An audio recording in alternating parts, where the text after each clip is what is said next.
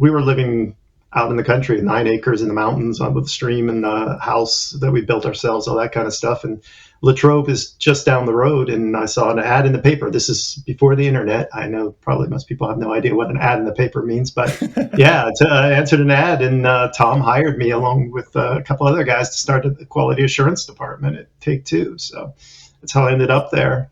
So I started at Take-Two sort of as a periphery programmer, and all their user interface stuff was just kind of complete hacked together garbage, basically. So I started working on that, and I built an interface library for them, but with graphics instead of text-based or whatever. So that kind of pulled that in.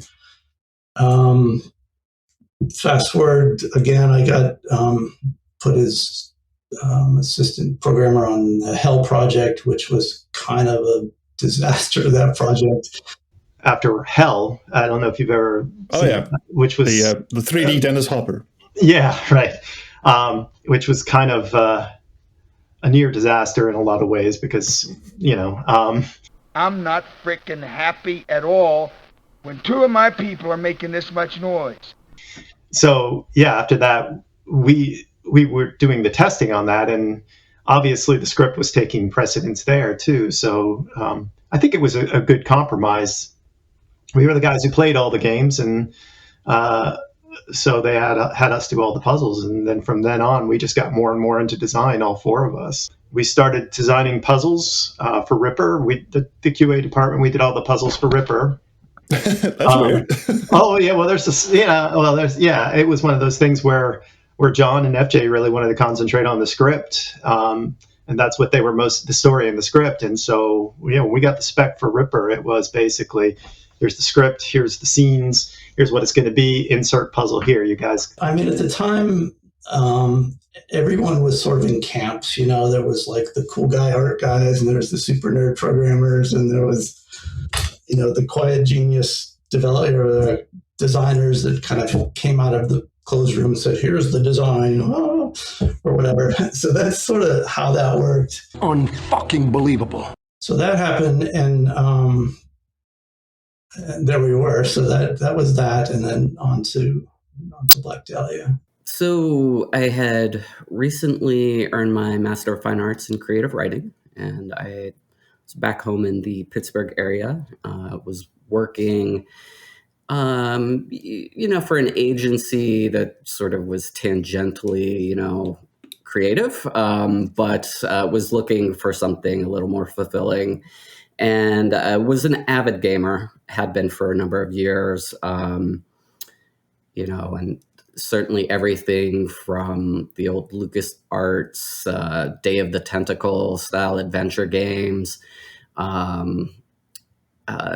some of the D&D games at the time, Heroes of Might and Magic strategy games, very, very avid PC gamer. And I saw this advertisement for a writer for the development arm in Latrobe, Pennsylvania for Take-Two, and jumped at it. And I remember playing Ripper. I'm sure Ripper was on my radar at the time before I saw the job advertisement, but did some serious homework playing through that game to sort of prep me for the interview. And I guess the team, the writer of Ripper moved on to greener pastures, and they were looking for someone. And I had the creative writing bona fides, but also was also a gamer, and I think they appreciated both of those aspects. So I started there, and I believe it was spring of 1996. Black Dahlia was already in the works, but it was, really in the early stages of development on the project. We decided as a group for that project that we didn't want one group of guys designing it and handing it off to everybody else to figure out how to make. We formed a design team from the very beginning. I hired Patrick to do the writing, the script writing, and then we had a guy from the quality assurance department, the lead developer, an art, not the lead artist, but a guy from the art department. We all worked on the design together from the very beginning, and we basically locked ourselves in a room 5 days a week, half a day for I don't know how many weeks till we came out with a design that hopefully didn't have any surprises for anybody. So the lead developer was part of the design team. So he knew what, and he could tell us, yes, we could do this. Yeah, that's probably not going to be something that's feasible, that sort of thing. So yeah, it was definitely a collaborative effort to come up with the design for Black Dahlia. Ripper was successful and obviously, had that true crime kind of milieu to it. And so they were looking to do another game in that sort of true crime, unsolved mysteries kind of genre. And I'm not sure which happened first, whether it was the Torso Killer or the Black Dahlia, sparked, the sort of like story of the game. It came from either Mark or Ryan, Mark Ceremet or Ryan Brandt. So they basically came to us and said, let's not do another, we got to do another FMV game. We're ramping up. Somebody had seen something on like one of those unsolved mysteries programs. This is before the internet. It's hard to remember how you got information, especially in a rural town in Western Pennsylvania. But it was some story about the Torso Killer and how it might be related to the Black Dahlia murder, and said, see what you can do with that. Can you come up? Let's see if we can make a game around that. We had the concept, we had the sort of like the overall arc of the story, but there was a lot of daily design team meetings to sort of flesh out the plot, the settings, the puzzles, all of that. And that was a big collaborative effort that, took months to work out. We would meet every morning and we would work out, segments of the game. And then in the afternoon, I would either be deep into research or deep into actually writing the dialogue. We wanted a bigger story than just these murders. We wanted something that felt bigger than just, being a detective trying to solve a murder. We wanted it to feel like it involved the fate of humanity, try to really bring people into it. So the Second World War, was the ramp up before the war, the COI, which eventually became the CIA, was just getting started. It just kind of fell into place. I know Patrick had some qualms about setting it in Cleveland, but that's where the Torso killings happened. So, did he? Oh, yeah. Well, yeah, I remember him. Like I was saying, well, what if we had Nazi infiltrators, even as before the war, but the war's going on in Europe, right? Just before the United States is in the war. And he's like, in Cleveland? And I'm like, yeah, Cleveland, why not Cleveland? Cleveland has a big German expat population from, or did. A lot of German immigrants in that area at the previous century. But so... that's interesting. That explains a lot of the Winslow has a couple of lines about well, what would a Nazi sympathizer be doing in Cleveland? Right. Yeah, that's right, exactly. But I mean, it was a major industrial city at the time, and why wouldn't they be there? If they had spies, they'd be everywhere, right? So there's a big story arc, a big character arc. The script, which was probably somewhere 400 to 450 pages, was massive. Certainly like the largest film production in the Pittsburgh area that year. It was enormous, but no, there was no pressure to cut it down. It was more of a question of how can we squeeze this all in?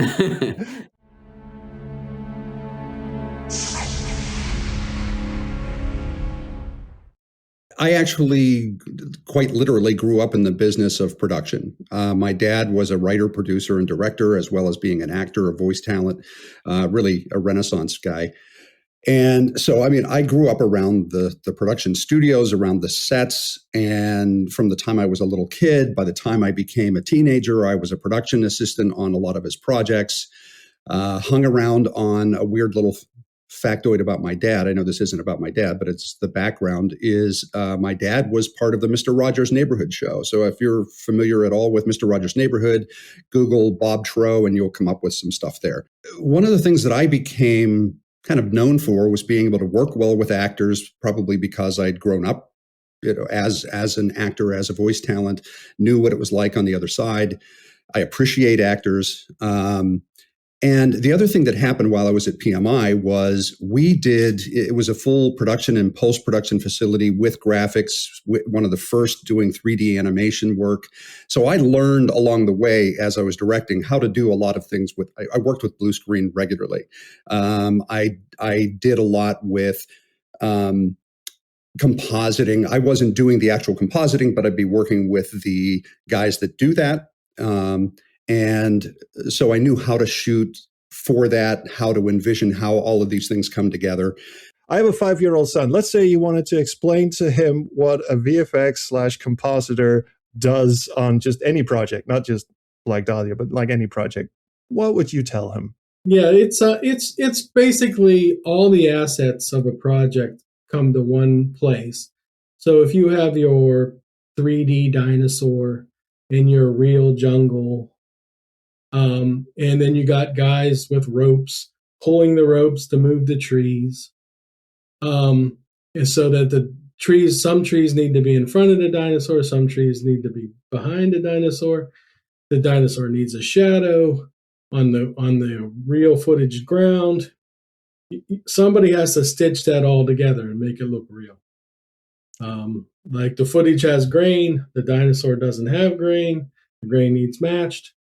You can think of it a lot like Photoshop, but for moving images instead of still frames. I love that you went with dinosaurs. Yeah. It's just like 5-year-olds. What are they into? Dinosaurs? Yeah, let's go there. I don't know if the name Shelley Robinson has come up at all, but Shelley was really, to me, kind of the glue on all of this. She was, I don't know if her title was production manager. It was probably something more than that. But Shelley is one of the best producers I have ever worked with. And I'd worked with her for a number of years on projects through PMI. And then, by the way, after PMI, I went on.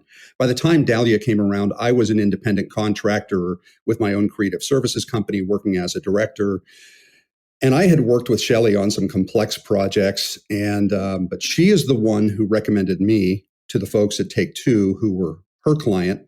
And I remember sitting down and interviewing with them and talking about what it is that they wanted to do. And frankly, at that time, I was thinking, man, I'm not a gamer. I don't know video. That's the one aspect of it I didn't really understand. And I was surprised, quite frankly, that they picked me to do it. But it was, I think, again, based on that mix of experience. And plus, they had their own technical experts there that were really going to carry me through from that standpoint. Yeah. Come on in. It was fun going in, and Nancy Moster was the casting agent who was handling this particular project. And I remember going in. I think there were two. I think we did one, and they seemed to really kind of be energized by that. And then I think they had me back in just for another look with, for final looks on something with one of the producers who may not have been there during the first run through. So, and I that may have been that Eric Tro came in during the second one, and the first one might have been a producer, and Patrick Freeman, who was the writer. And, they just seemed really, to be energized and excited about it. And it was a lot of fun doing the audition, and then to be given the role. It was just a wonderful thing. So. Well, was it still wonderful when you got the shooting script for what must have been like 1 million pages, and you're in every scene? It was literally like about a 442 page script. I think Patrick will have to correct me on that, but I believe it was that. And you realize you're on every one. Yes. So it's you figure your average film script can be, around 120. Or slightly around that ballpark, where you're clocking it at around a couple of hours or something. But this is, and you're not on every page because of your co-stars and things of that nature. But this one, it's all you. For such a big production, having Darren in particular, but really, all the actors up and down the line, just real professionals. And Darren, he was in every single scene, 400 some pages. The guy came in every morning, just prepared, knew everything forward and back, and nailed it. And how he was able to do that, I do not know to this day. Fortunately, I'd worked with Darren before. But if there's anything that had me concerned, is I said, if this guy doesn't pull this off, we're screwed. Because if you had someone who wasn't as prepared it's a thank God that Darren was cast in this, because, man, he didn't miss a beat. Every time, every day for 8 solid weeks, he came in, and he was in every scene, I think. And he was so prepared every time. And I frankly don't know how he did it, but man, that saved the day, because it would have been just a real bitch otherwise. What's your name? Who wants to know? My name's Jim Pearson. I'm from the COI. Well, have a seat, Jimbo. The name's Winslow. Well, it's interesting. Right before I got Black Dahlia, I did the regional premiere of a play called Angels in America by Tony Kushner. And that was the first production outside of Broadway. We did it at the Alley Theater in Houston, Texas. Then I went to Europe with it for the Biennale Festival in Venice, Italy for a couple weeks. Yeah. And so did that, got back. I shot a movie for HBO, and then the audition for this came up. And I was in LA, and I got cast. I went back to the Pittsburgh area, and we filmed it. Yeah, simple as that. Simple as that. So was there anything in particular that interested you in doing a CD-ROM game versus a movie, or was this just, it's, a gig is a gig? A gig is a gig, but I found that at least the character that I was playing really intriguing, and I wanted to make it, I remember telling the director, I said, I think this guy, yeah, he's kind of smarmy, but I wanted to make sure that any time that he's doing anything nefarious, he does it with a glee, an enjoyment of it.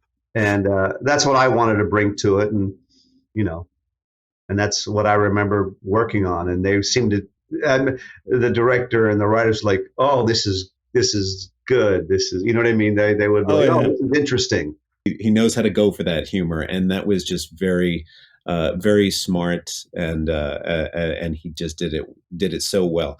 And in the beginning, it seems to be like a bumbling kind of thing, or maybe a little smug or a little smarmy, cocky kind of thing. But then it becomes serious, and yet even when it's serious and even when it's deadly, there's that sense of enjoyment that he brought to it, which was really wonderful.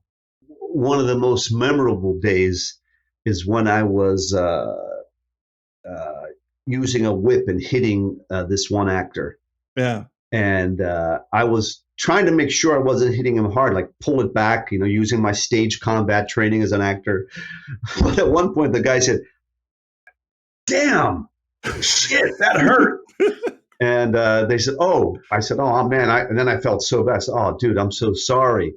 And I think Eric, the director, or someone said, let's put something in his jacket so Dave can just wail on this guy. So it was like, so pa. What I mean?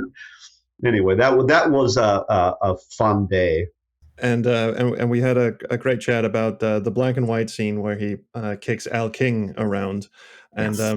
The whole. Yes, he enjoyed that a little too much, both at the time we filmed it and it seems like still today. An actor's actor, really. Yeah. So what he's a great guy. Oh, he's fantastic. I love the little hand coming up and the meat cleaver going down. Oh yeah. Now I got to be honest. I will take 100% credit for that. Yeah. That was definitely my idea. I said, "What if all you see is his hand and it's just me putting it down?"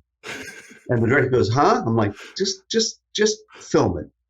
And that is my favorite Yeah. Winslow moment of because that's the moment you realize, no, there's no going back for this guy. You can't reason with him. This man is deep end. And I remember I used the the butcher machete, whatever that is. Yeah. And I remember like I pretended as if I was stuck in bone. Yeah. And brought it up, and I remember one of the crew guys going, "Oh, that is hilarious," because that was all. There was, it was just me on a piece of wood, and I thought, "I'll do that." You know what I mean? And someone with a squirt gun underneath because you get blood splattered. Yeah, that's exactly what it was. They had like a little red dye, we splattered the knife, and I brought it up. And which reminds me, you and Darren really seem to have like really great chemistry on screen. Possibly even more so, and I hate to say this, than Darren and his supposed love interest in the game. So how did you guys click so well? Well, I think immediately from the first day of filming, and I'm going to gush about Darren, I was like, wow, this guy, he's bringing it, and I'm like, okay, how can I, in my character and Dave, kind of disarm him a bit, make him feel a little less in control. Like, wait a second, you know what I mean? So it was kind of a fun little game that him and I had going on, it's very seductive. So it's interesting that you say that it was like more than the love interest, like I remember at one point, and I remember doing this in rehearsal, the first take, and I put my arm on his shoulder almost too much, almost like a lover would, after just meeting for the first time. And Darren went, yes, and from that point on, I'm like, okay, I know my in with this character, because he is the hero, and my character is not. The only is to remain sort of allow him to do whatever it is that he's doing and respond to it. So it's not overly planned that way. It's just reacting to whatever it is he's taking the initiative to do. And a lot of times when people are in a more dominant position, if they're wanting to express that dominance, it may come in the form of a touch. Maybe it's a hand on the shoulder or the hand on the small of the back, or it's something along those lines that establishes a little bit of that. And there are moments where Dave does that, and it just catches me off guard. And I think just allowing yourself to respond to that in those situations authentically is what lends that sense of realism to it. It's what we always look for as performers to do in whatever medium we happen to be working. Other character traits, and this goes for pretty much every character in the game, but there's an awful lot of smoking going on. Like everyone has smoke, but Winslow's pick of smoking is particular because that's a plot point later in the game, that he smokes these black Turkish cigarettes. What were they exactly? Oh, they were kind of like a clove cigarette. So less nicotine, but kind of like, because I'm kind of allergic to smoke. So that set must have smelled pretty funny by the end. Yeah, like I said, our time was so fast on it. We didn't do many takes, so it'd be done, gone, move on, moving on. We ran a pretty tight ship on that film shoot. It was tight. We were only filmed for only a few weeks, I think. 8 weeks, according to Eric. Did he say 8 weeks? Wow, it went by. But it was tight. We did a lot of work in every day, and I don't think we ever did more than 3 takes of any scene. Because I was there with Eric, and Patrick was there, and then we had the compositor guys, the guys that were gonna marry the backgrounds on the whole blue screen shoot, and it was take 1, take 2. Okay, well that's good enough. Keep moving. We gotta roll through this stuff. So it was. I was on that shoot the whole time. We had fun with it, and it just was working. I got to give credit to the actors, though. Darren and David. They didn't take a lot of takes or anything. They were having fun with it too, but as soon as that camera was on, they were pros. One of the challenges for me on the set, quite frankly, were moments like the Finster character, Mr. Finster, and he's so expressive and so, he was so over the top that it was hard for everybody not to like bust out laughing in the middle of a take. And he was so serious about doing it. He did it's such an explosive, I just loved his facial expressions and everything. But that Finster was one of the ones that I just really got a kick out of. Merlot was really cool from the standpoint of, he had a wide range of his character's delivery, that you got to see somebody really passionate, and then you'd see something that was, he was more laid back and sometimes a little frustrated. And in fact, that gets to, and I hope you don't mind me, I bounce all over the place, but that gets me to what we called Neutral Man. So we had this thing, Eric and I joke about it. It was called Neutral Man. Okay.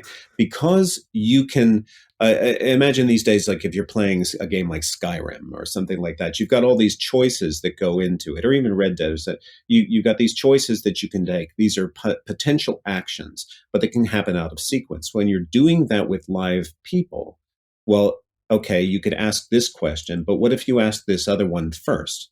And then how do you go into the next one? And so we always had to begin and end with this neutral position. Yeah, exactly. And it was, you don't want to go dead, but you got to give the player a chance to start and stop before they ask the next thing, because they're going to take a minute to think about what the next thing is that they want to know.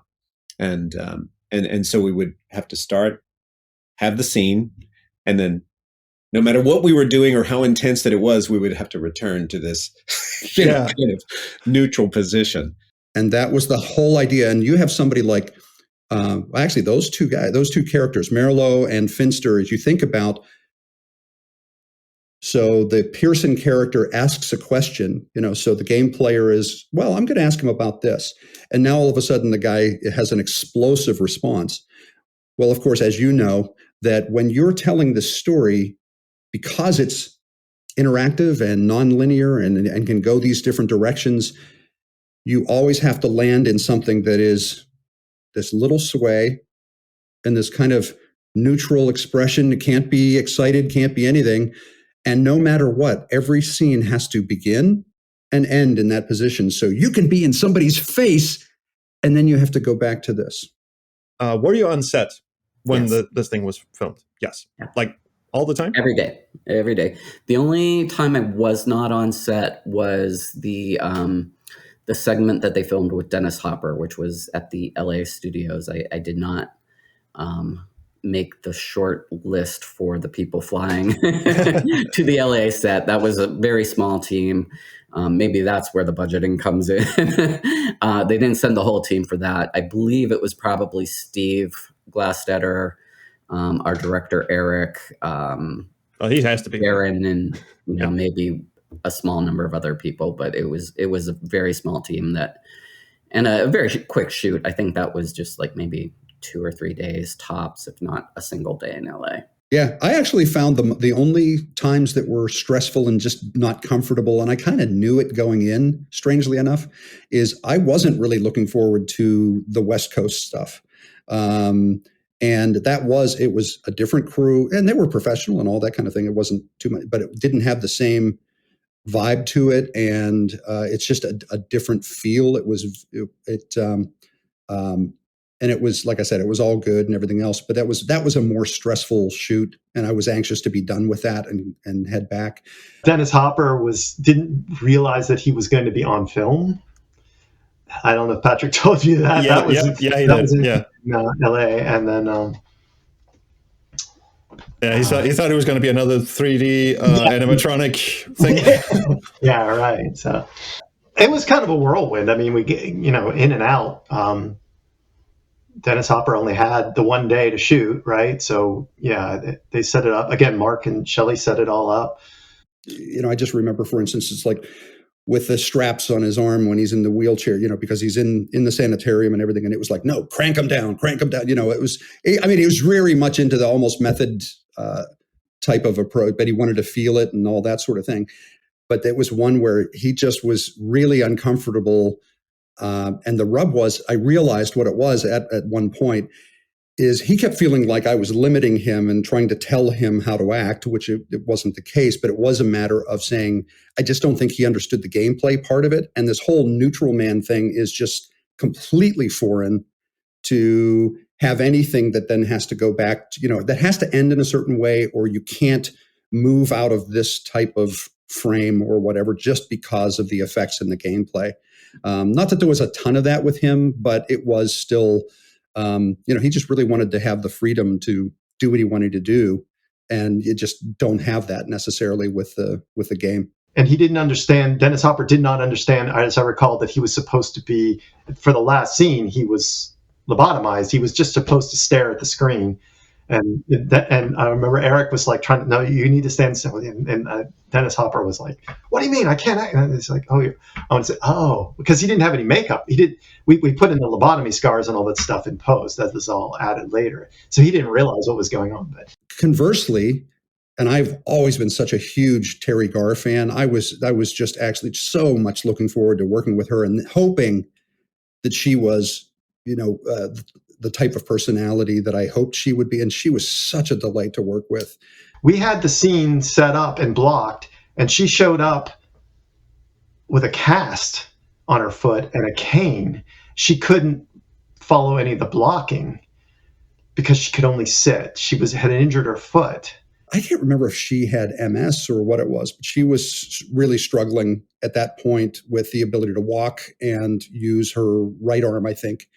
We weren't aware of that when she was coming in, so we had to take all of these scenes where we had her walking into the scene and moving over to here and doing all that, and had to kind of on the fly reconfigure everything so that she'd be seated as Madame Cassandra.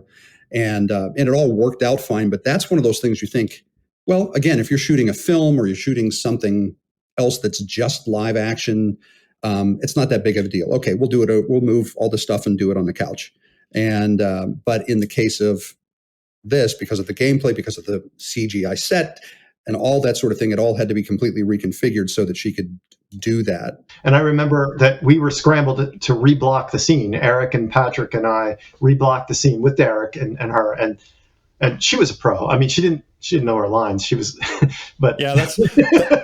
You can tell she's looking at the teleprompter. Right? Yeah. Well, I don't know what she expected. I think she was really impressed with Derek because he had everything down. And he was great for her to work off of. But yeah. So, anyways, I've been getting all the best jobs ever since I got a new agent. I can hook you up with them if you want. I'll catch you later. So originally in the script, I was I immersed myself in a lot of, and I have a love for a lot of the movies of, the 1930s, 40s, and into early 50s, whether it's sort of like the Maltese Falcon and, Sam Spade, the Raymond Chandler sort of era, the film noir era, but also like some of the early sci-fi and monster movies of the late 40s and 50s. And so I'm sure that was my idea, that the film set should be originally the Crabmen from Planet X. And I wrote that, and I wrote it, and one of the things that I begged for was that I wanted to be the Crabman. It was going to be just a cameo. No one would ever see me. I'd have a big crab head on me, and I'd just be, one of the extras in the background. Turns out we could not find a large crab costume anywhere. So it morphed into the Monsterman from Planet X. So I got that, and the set was in the script. The background was in the script, but the cameo was not. So that was something we decided day before, something like that. And we wrote a quick line for me, and you can probably see why, they didn't give me more lines. I'm not an actor. Right. We did 2 takes. I wrote my line on set that morning. We found a little time in the schedule to work it in.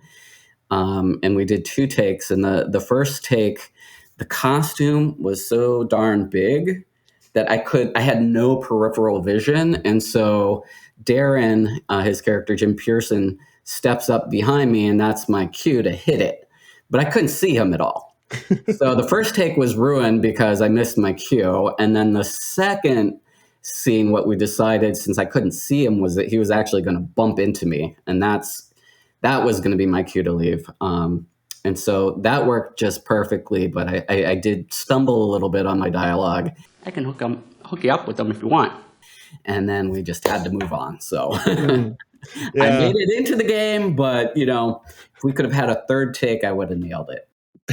The whole experience, even with the background that I have in doing blue screen, when you're living in blue screen for 8 solid weeks, it gets to be pretty strange. And where it got to be really odd is, well, it's very easy to get, we used to talk about getting lost in the blue. You were working with a cyclorama that was, a curved wall that went up to the back, curved corners, and you had blue to the sides back to a point. Well, if you think about it, one of the challenges then is, well, one, you have no real visual reference. We had set pieces that were made to, okay, there's a desk. What size is the desk in the CGI? So we have to figure that out. And we had a guy named Dan Jabrowski who headed up a lot of the construction, the carpentry. So we had all of these cubes everywhere of every size for every piece of furniture that was interacted with. And all of them painted blue. But where it got to be strange and a bit challenging was there's so much, it's all dialogue for the most part, or a lot of it is. So where you're going to place a camera and you're shooting one direction, you're shooting film style. So you're shooting over Pearson's shoulder, for instance, at Marilyn. And then you've got to do the reverse. Well, you don't take the camera like you normally would and say, okay, you guys stay where you are. We're going to put the camera back the other way. Because then you're just shooting back into all of the crew and everybody with all the equipment and nothing painted blue. So you had to rotate the scene.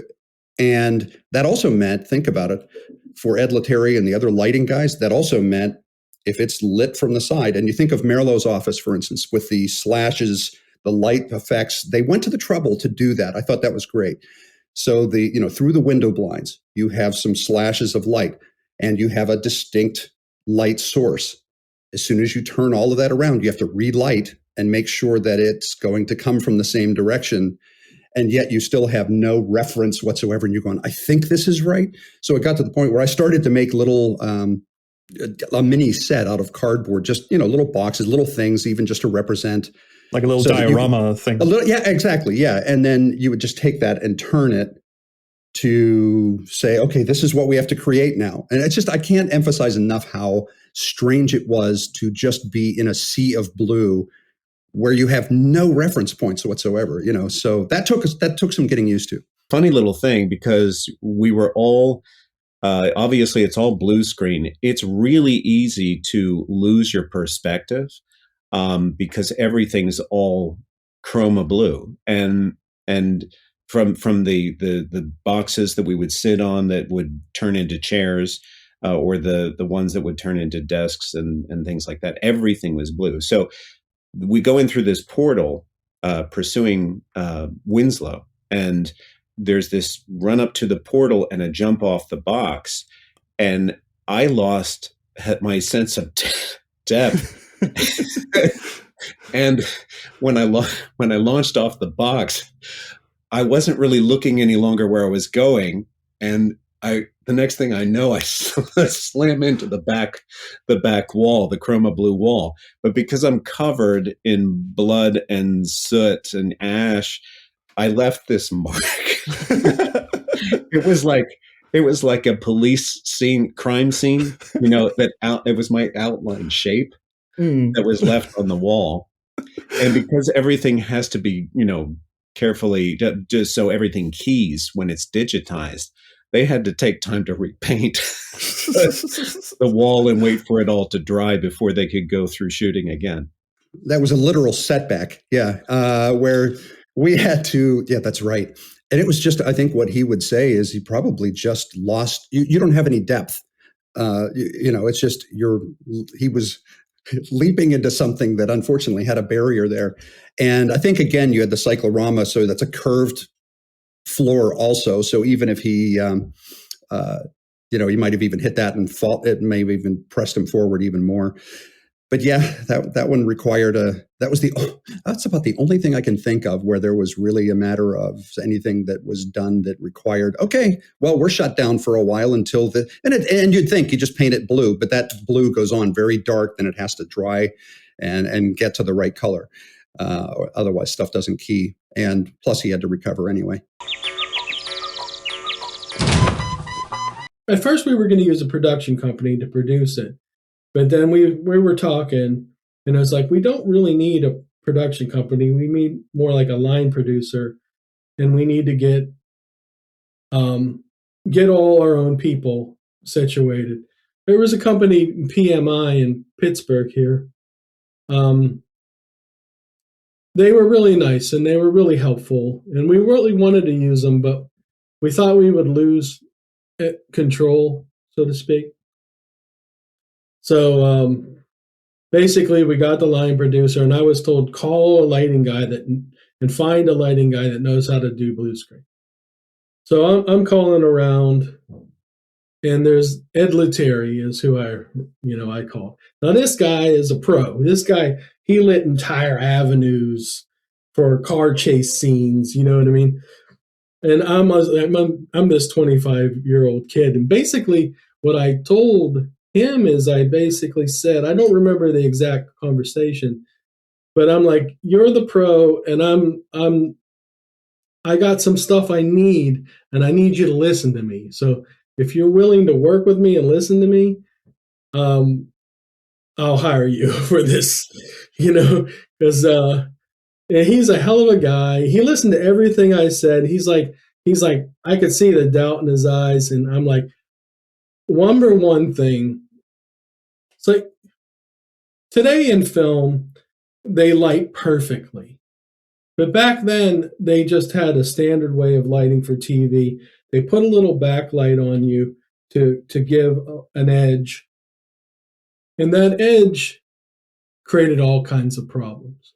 I'm like, Ed, I don't want any backlights. I said, I don't want you to glow the back of the person, because I'm getting all these problems I had in Ripper, and that's the only way I could figure out that to get rid of all these problems. This backlighting kept making the hair glow. It makes it hard to key out, I suppose.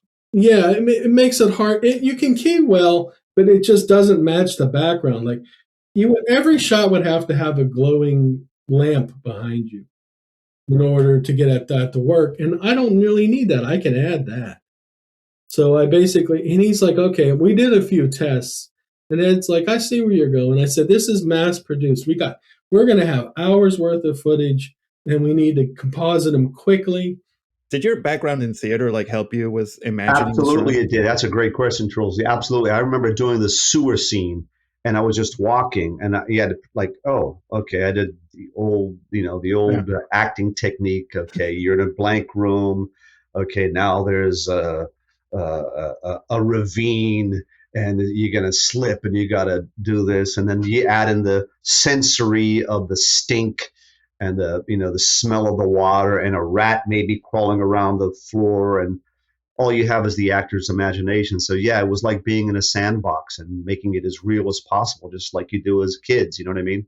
I've always had a very active imagination, and so the audio stuff has led into, now I'm doing a lot of acting behind the microphone. So I do a lot of audiobook narration and production. And so I've always had a very active imagination when it comes to beginning with a script and then being able to take that off here. And so where it served me here was just, even though you're seeing all those things, I mean, and we go through this through our training as well, where, you're imagining what you're seeing. What are you hearing? Where are you? And pulling on things that are in your real life and be able to put them in a place mentally that you can respond. By the way, here's a fun little thing, too, that I don't know if anybody's mentioned yet.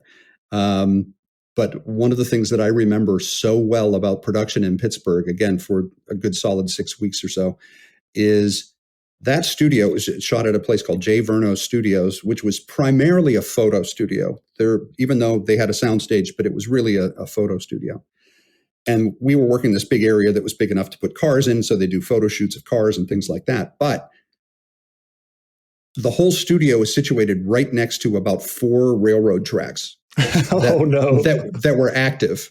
Yeah. So as we were shooting, the first scenes that we were shooting, and I think Darren mentioned this too, is we were shooting, I believe some of the first stuff was all the torch scenes, they didn't have dialogue. They were just, let's capture him doing these things. And we became aware of these trains. And then, of course, that wasn't, again, a very aggressive shoot schedule, and everything's dialogue for the most part, and you'd get to the point, it's almost like, you know how if you set your alarm enough, you can wake up just before the alarm goes off? Yes, yeah. I do that too. We got to the same point where we'd go, there'd be a take going on, and you go, train's coming. I know it's coming. And sure enough, as it goes by, I was like, okay, got to take it again. It's like, or you're kind of going, come on, let's get through it. We only have one more line to get through. But yeah, it happened, multiple times every hour, and like way, way, way too frequently. But we got to the point where we just could tell when it was going to happen. So you'd say, all right, so we'll have to wait for the train. And then, okay, then we'll go right then. We've got to go afterwards and get some of that. But that was constant.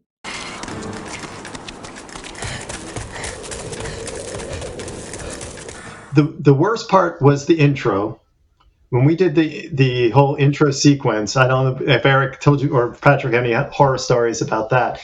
Yeah, Henry had found the location, but he hadn't cleared it with the Conrail. So... yeah, we had this whole group of actors to record this thing, and we had a steady cam all set up and everything, and it was just a disaster. It was shot in the place where I used to fish when I was a kid, on the river of Pittsburgh, underneath the bridge, like across from Sandcastle Park. With no permit, as I'm told. Not much of a permit, if any at all. Like, we had permission to go down there, but there was things about crossing the tracks with equipment and stuff. I'm not sure. We just kind of winged it. Well, we had to walk down the railroad tracks. The railroad company was not happy about that. Yeah, so we had this whole team. I remember I had a pickup truck at that time, and I loaded all the extras and stuff in the back of my pickup truck and found a railroad access road and came back around. I had to drive everybody down through the back streets of Pittsburgh and across the railroad tracks and get them all down. It was a kind of a crazy thing. We learned a lot. But I knew it was a great spot. I knew the spot, and it was very, very spooky, looking wooded right up against the water. The kind of place that you'd find a dead body. It came to mind immediately. So we ended up shooting it there, and I kind of took the producer's role, and let Lance Laspina. I let Lance run with it, and he did a great job.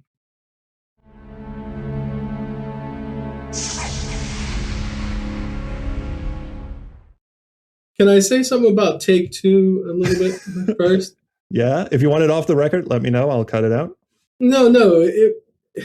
I loved that job. I absolutely did. I loved all the people I worked with, but it was a wave, and basically, my opinion. The CD-ROM coming out after I was there for probably about a year. Basically, we went from floppies at 1.5 meg overnight to easy 350 meg. When they shot Ripper, when they got all the footage, they shot it all on blue screen. They edited it all down. And it was 3 hours worth of blue screen in the early 90s. Now, movies and TV shows back then had a second here and a second there, maybe 3 seconds or 4 seconds of blue screen in between all the other shooting. This is the mid-90s, So when they edited it all down and it came out to be 3 hours, and they did that math, they were shocked. It's like, oh, did we really? Yeah, you did. On how long it was going to take to composite all this. Basically, After Effects was your more consumer product to do green screen. And really, I think that math would work out to be like 4 years to complete the project, something like that. I'm kind of guessing, but it was a long time. And then there was like Cineon and stuff at the time for major motion picture. This is all shot on video, at 480p DVD quality. So basically, it was out of control. So they basically had to do some research and figure out how to do this. So there's this software at the time called Flame. It was used for high-end TV commercials and a lot of film work at the time. The only thing is it cost like $1 million. The system itself was the size of 2 refrigerators. It went in another room. It was called Onyx One.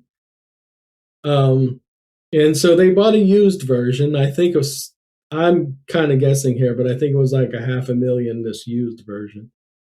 And it was crazy, like $30,000 a year just to support it. So it was big for them to do. And basically I was the 2D guy that worked with 3D, was in between everything. And all the craze was all, first-person shooters, Doom, I think, and stuff like that. So, let's snatch Henry because he knows a lot about 2D. He's really good in Photoshop. Let's pull him over and put him in charge of and train him in this new technology. So I'm like, train me on $1 million system? I can't say no to that, We didn't have motion control cameras and all that sort of stuff either. So I've been thinking that through a little bit because, again, it's been a minute since we did this, and there have been a lot of other projects. So I'm trying to, what I recall is when we deliberately were going to do a mechanical zoom, a physical zoom at the time of production, we had dots that were in the scene that then in post, all the guys doing the compositing and everything would be able to match that. And it was usually lined up with some piece of furniture or some physical part that they could track in the scene when they were putting the background in. It created more work for them. There's no question about that. I mean, that's the heroics is really on that end. So some of that was done there. And I do believe, even in looking at it, I think some of the stuff that's more straight, subtle zooms what was common to do then was to do a digital zoom in post. When you have everything together, you can do like 10 to 15% before it starts to degrade.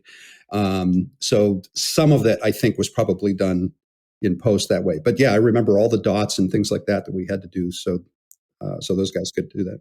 We shot some shots a little larger. And so the camera's actually locked down, but I'm moving the shot around. So I'm not cropping him, like I won't crop off his arm, so that I can move him this way, or I can move him in whatever way I want and not get cut off.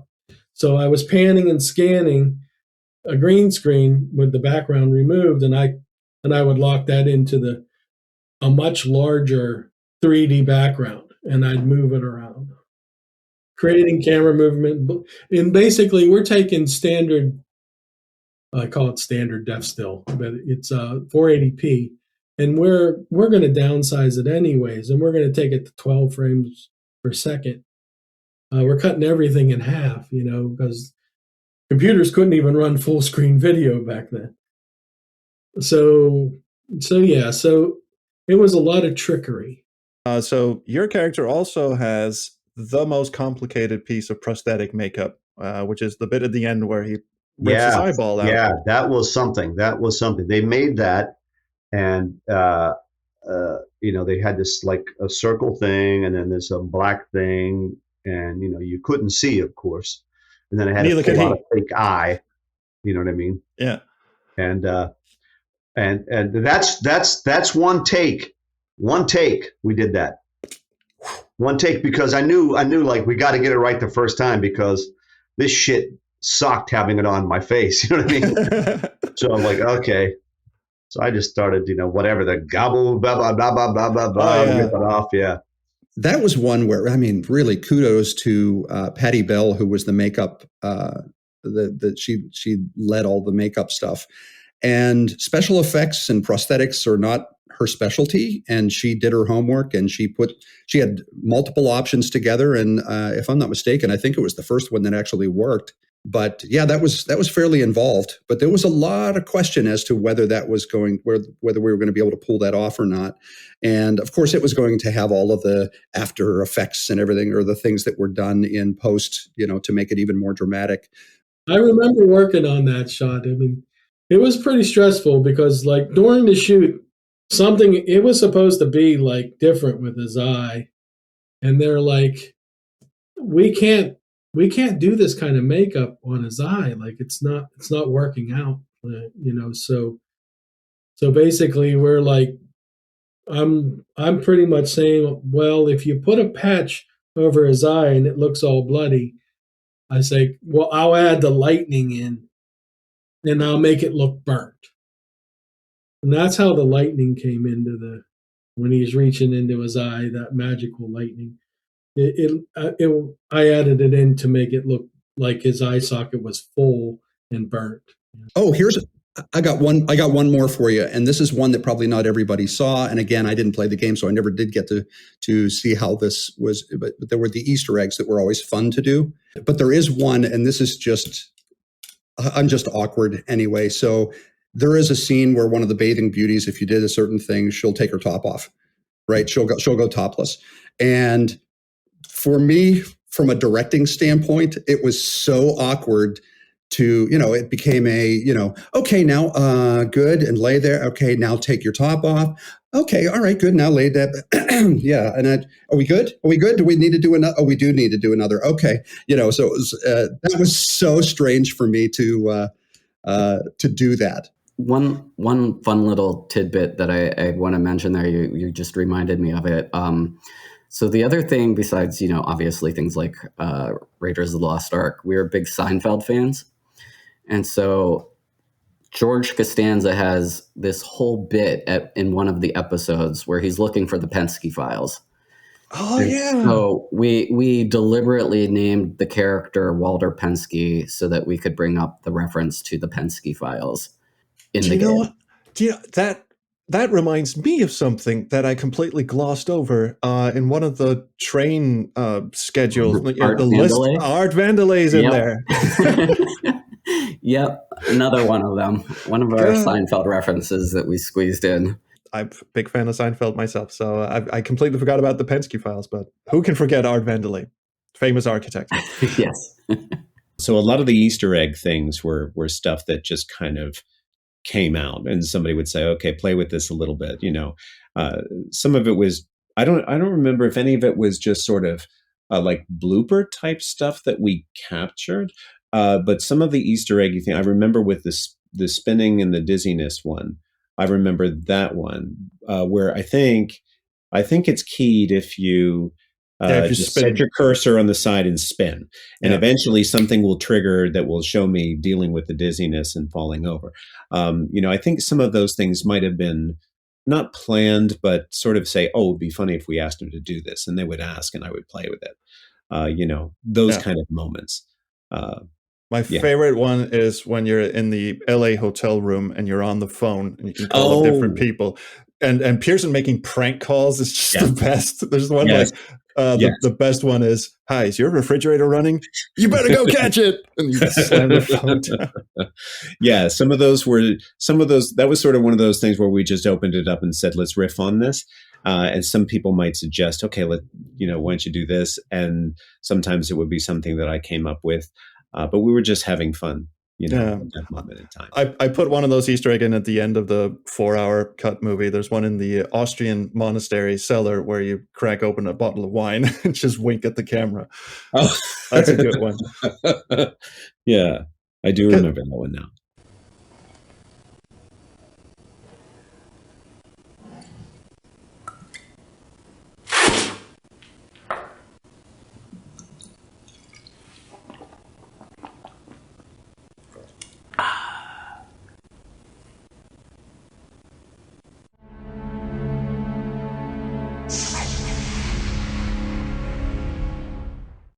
why I find Black Dahlia so fascinating is because not only does it come on 8 goddamn CDs and has a shitload of video, but it also has frighteningly difficult gameplay.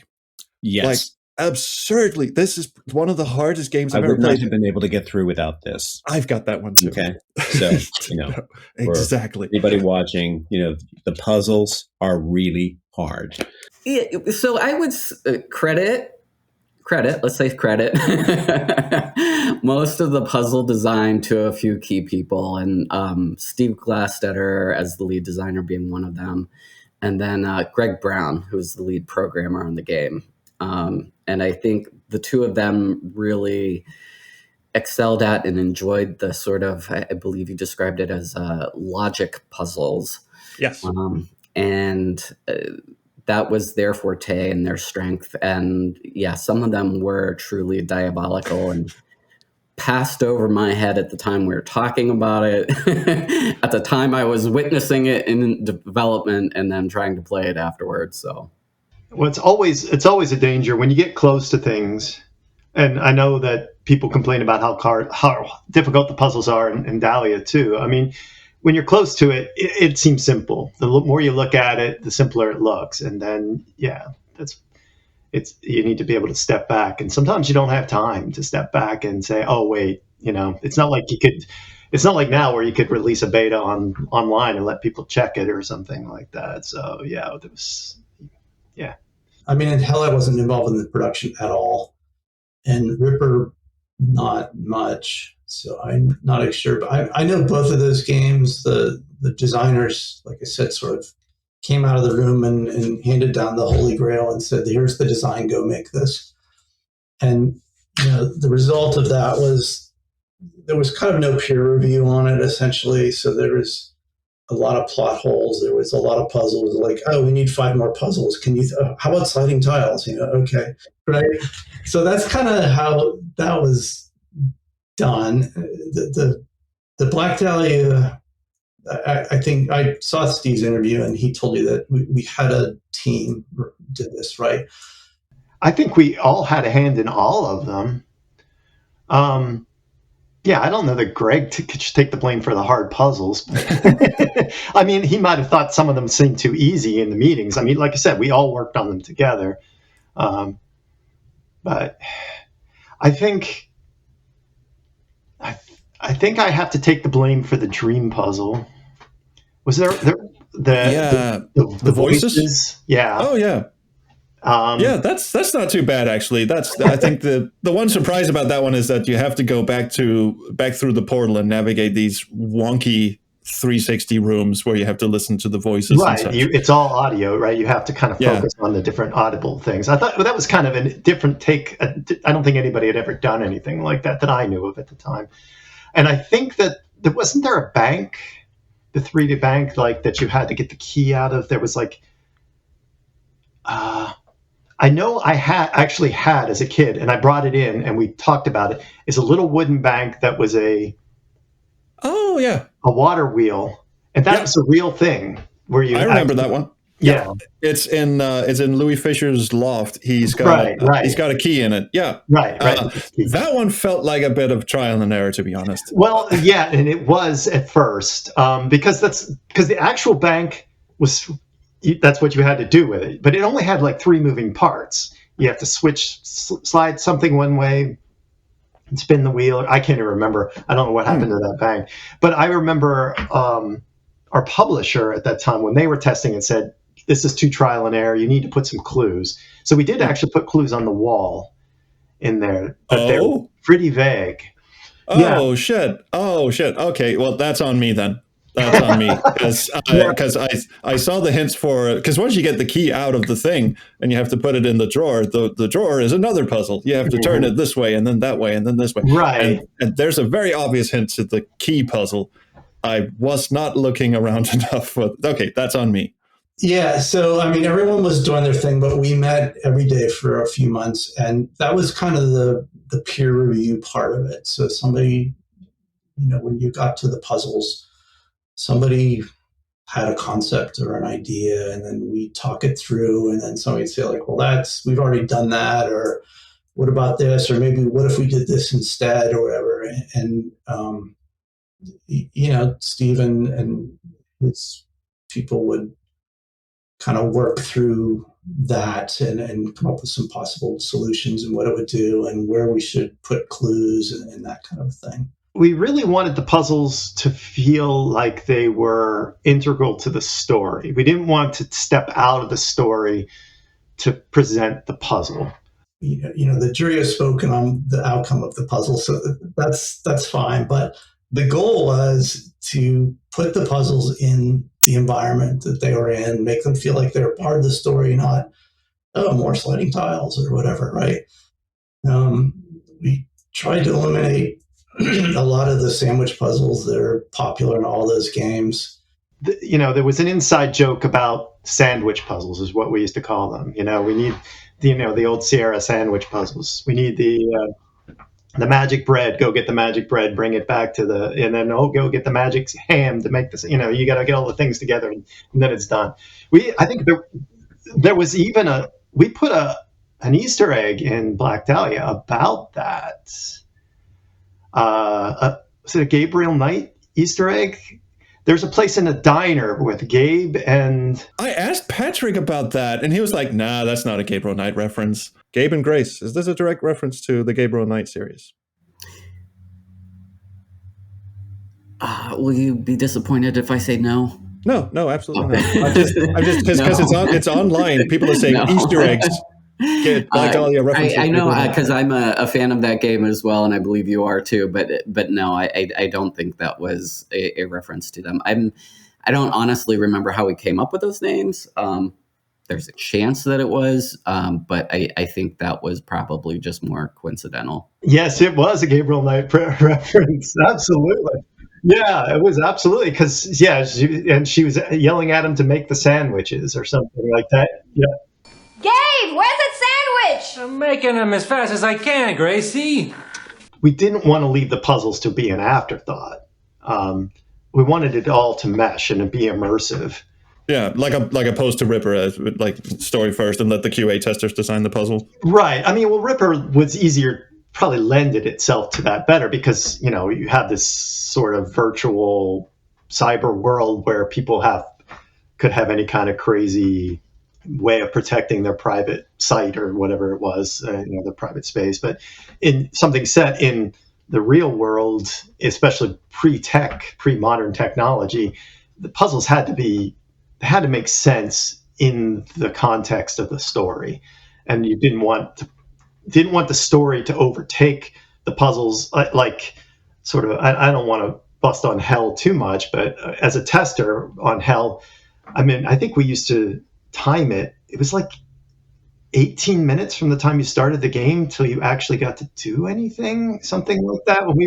We played Hell a lot. We played Hell for PC and then for Mac and then for 3DO. We tested that game a lot. So we knew it by heart. And it was like, we don't want to do this. And Ripper was better. I mean, I think John and FJ took a lot of lessons from that and realized that, I mean, they're writers. They really love the dialogue and the script and the idea of getting at first Dennis Hopper and people like that to reading their lines, and then Christopher Walken.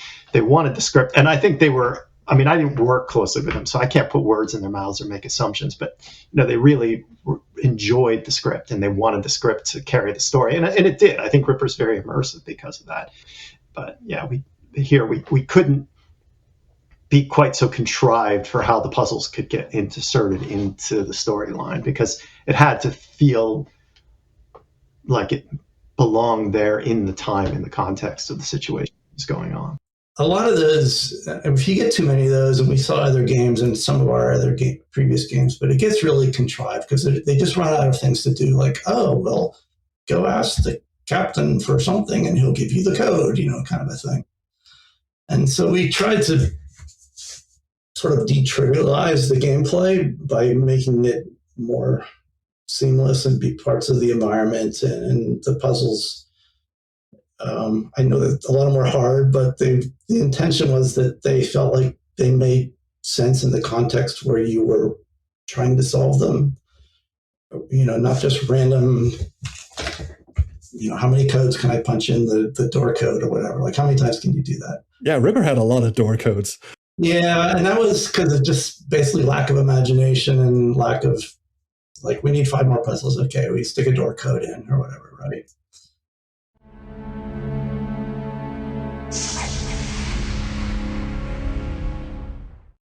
As a retrospective journalist, anyway, if you look at that whole time period, where does Take-Two really fit into that whole pantheon?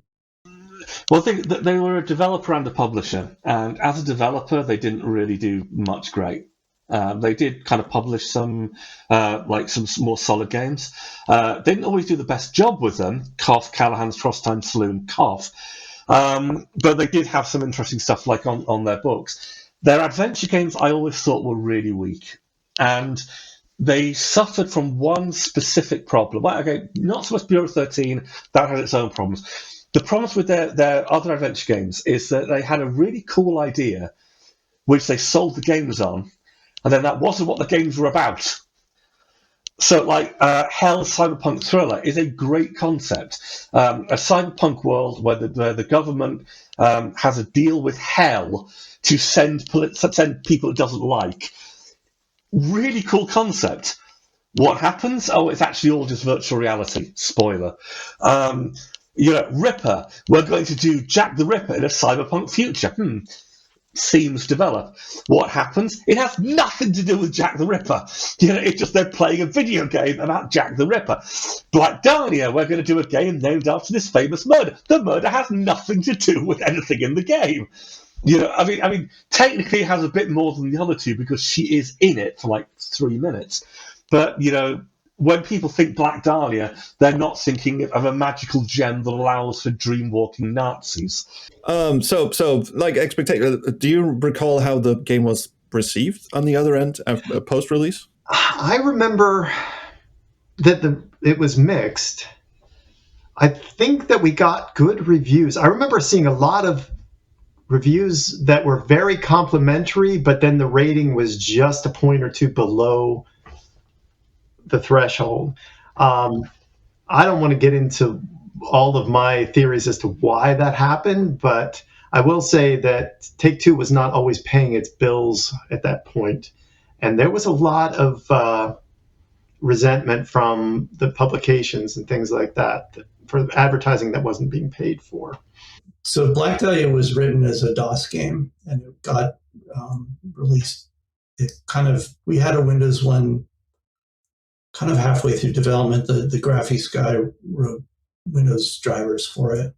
From the time, it seemed to make it would make sense to have Black Dahlia run in Windows because everyone had pretty much the same Windows setup. But right. Here we are, like 30 years down the line, and now it's a massive headache. What's your take on that?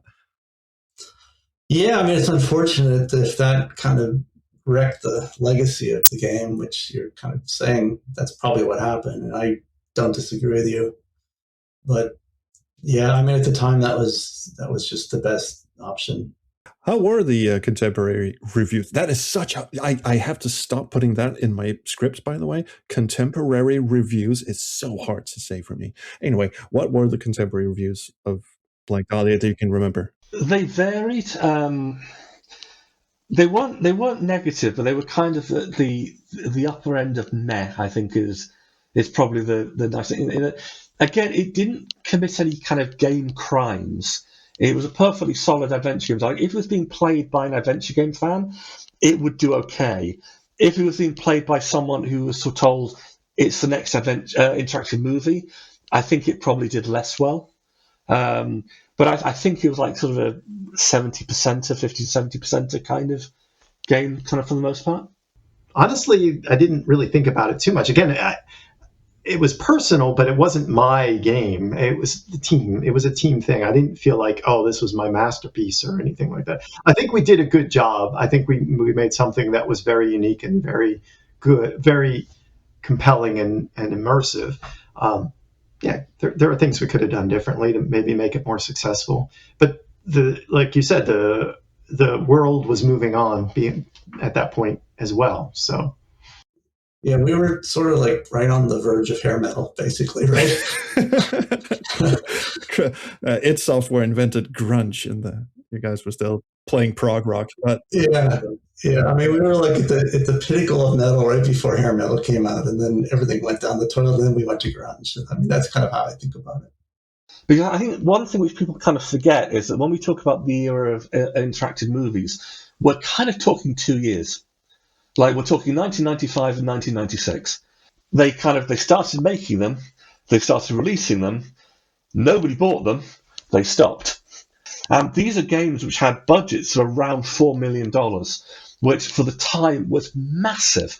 Really, you only went above that if you were building sets. So like Wing Commander 4, I think, was like 11 or 12. But most of like the interactive movie games were about $4 million, two to four, usually four. Like I was saying, his connections, Ryan Brandt's connections to Hollywood and bringing those actors in, he wanted to get those actors into his games. But Take-Two was getting big. It was getting, it went from a small company to a pretty big company pretty fast. And they were building some pretty cool games, first-person shooters, PlayStation 1 games. And they were getting pretty popular. And where the money was, where they were counting their money the most was from the other games. And something like Black Dahlia was expensive to create. So I think when they did the math, they're like, okay, first thing that dropped off was the kids department. We need those resources to, make more of these. You gotta make more money. Same thing with Black Dahlia. For me, I think it's two things. The first is it came out too late.